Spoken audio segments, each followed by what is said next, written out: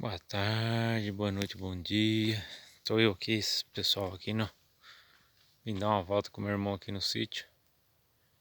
Ele tava fazendo serviço lá de fogo PVC pra minha sogra. Vim dar uma volta aqui, ó, no meio da roça, no meio do mato. Uns pezinhos de limão carregado, ó. Vim dar uma olhada aqui como é que tá os porcos. Meus porcos tá com fartura, milho aqui não falta. Fartura de milho. Estão mais pra beira do rio comendo. Aqui você não vê não.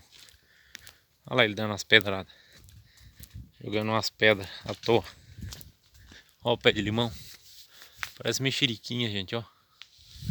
Limão. E olha lá dentro tem outro. Que não falta aqui limão, ó. Coisa linda, hein? O famoso limão rosa. Já catou o limão já? Não é só 4, só 5.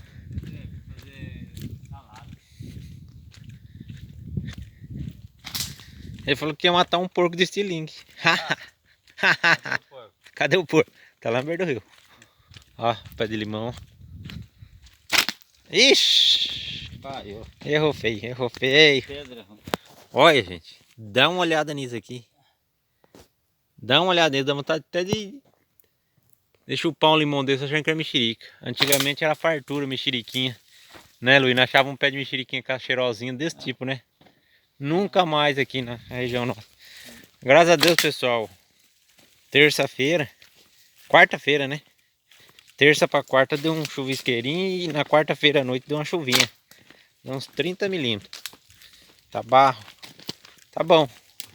Não é algo acostumado nosso aqui não, mas foi o suficiente para nossa época agora. O milho já tá quase engranado, então o trigo que plantou vai nascer. É o suficiente no momento.